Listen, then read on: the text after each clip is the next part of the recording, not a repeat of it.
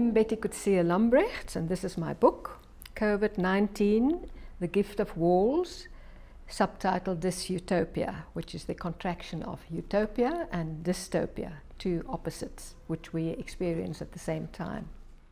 I'd like to thank the contributors to my book, 28 of them, who are as important as the pictures themselves. And I'd like to thank also my friend Melanie Bruce, who's leading this conversation, Andrea Stalbaum behind the camera, and Vanessa Wilson from publisher.co.za.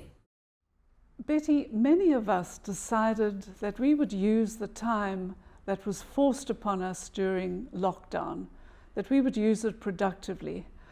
I suspect that very few of us managed to do anything like that. But you have. You've been very constructive and creative, culminating in this intriguing book, which for me is paradoxical in many ways. For example, walls. The connotation of the word walls is imprisonment. It's feeling hemmed in. It's confining to many of us. All of these are negative concepts. But as I page through the book, I see that lockdown has indeed been a gift to you. Out of negativity, you have captured not only beauty, but also new life, creation. For example, here, where we stand in room 1, you've called Botanical. Let's have a look at the picture called Rock Seeds. Well, you're quite right. This project to me was like a gift, which I realized as I was doing it. And the participants who wrote their reactions on my pictures as if we're standing in an imaginary art gallery, they were my saving grace.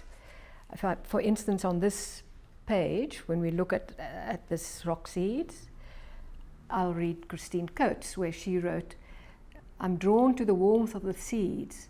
They've fallen onto hostile ground, and yet there's the promise of germination, of new growth." And Audrey Marshall wrote, "Seeded in rocks." And Rob Rich wrote, "Umbrella Festival." Anita de Villiers, "Delicate life, windblown into numerical safety." All these different responses, just a gut feel response. Well, I find that answer very reassuring, because it tells me that my response to a particular picture in an art gallery is just as valid and as worthwhile as anybody else's.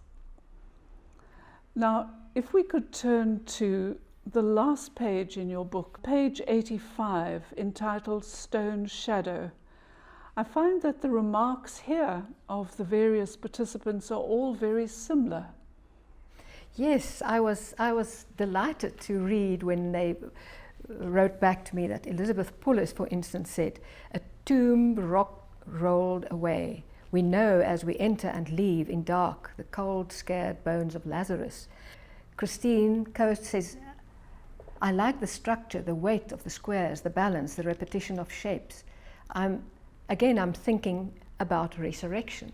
Now, I did not think of any of these interpretations when I photographed it. I went up the mountain, delighted that I can be free for 3 days before lockdown, and I was thinking only of a design, shadows. I was looking for shadows, and I felt depressed, not resurrected at the time.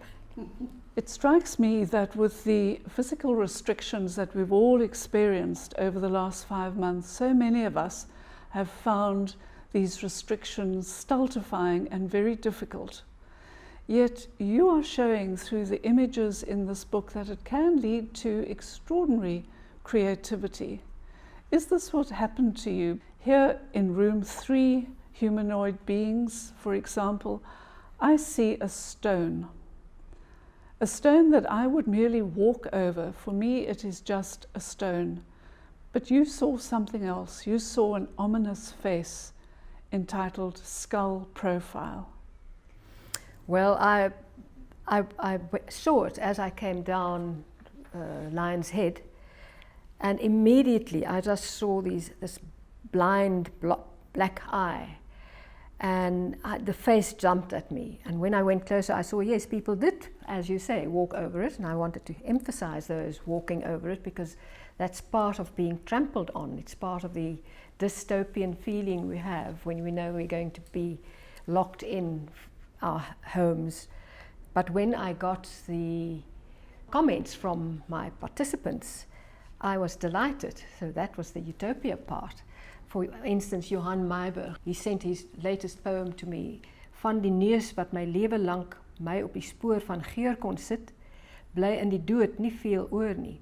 'n Gaping, die afwesigheid van kraakbeen, gefatsoeneerde vet en olfaktoriese senuwee wat my dalk 'n profiel kon gee. And then Audrey wrote, the skull pressed between layers of rock and soil, this flattened profile of a prehistoric face, resurrected by fire, calls to us.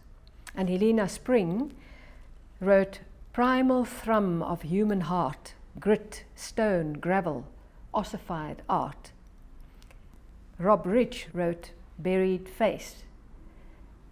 Marlies van Wyk, rock creature, trampled on, trodden on, crushed, breaking free whilst finding new life. Some things always manage to break free, no matter how hard we try to bury them. So that breaking free motive has come out in comments from various people, which there I thought about it, and I was glad they saw it. I note that in the years since I have known your work, consciously or unconsciously, you seem to be preoccupied with contradiction or paradox. I see a few of your earlier pictures in this book, but in this book they are different. I refer specifically to Still Life in Motion, and here on page 43 there's a picture entitled Breaking Through.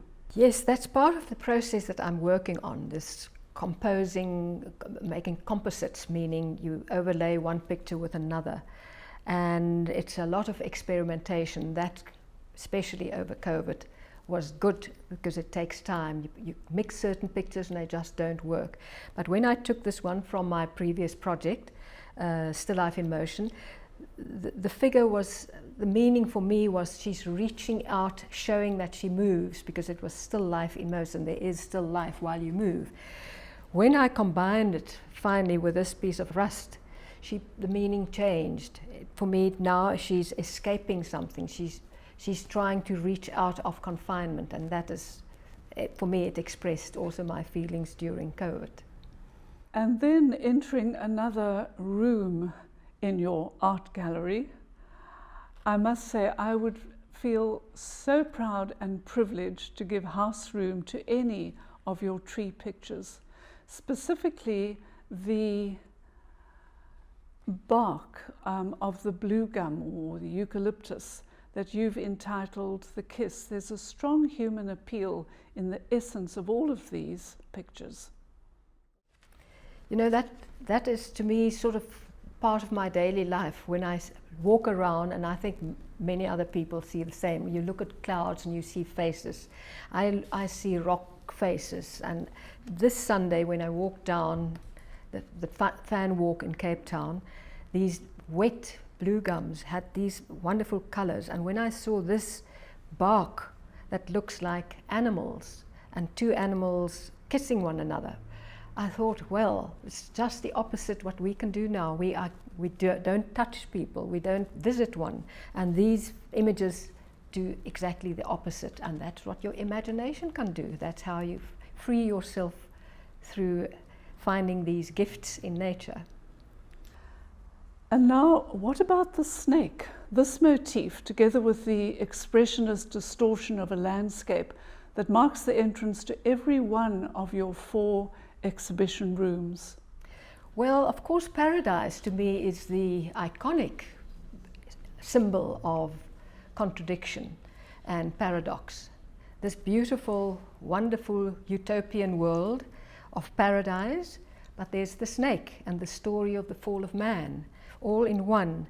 And for me, as I picked my pictures, I realized that contains the essence of this book, and I have to thank that the picture of the snake is not mine. That was Rael Lewin, who responded when I asked with his cobra pictures. The snake, supposed to be ugly or representing evil, is also representing beauty. And again, my title, Dystopia, Utopia combined, was expressed by the snake. Well, finally, in room 4, which just takes my breath away as I look upon the beauty of Fantasy City and Magic Mountain, is this the essence of utopia in your book? Ah, absolutely. Since I'm here in Cape Town, when there's mist in the city in the winter, I photograph the city, the mist and the lights. This is not a combined picture. They're all as I photograph them, and I set my camera slightly out of focus to capture the bouquet. So this is my eye candy. It's my utopia.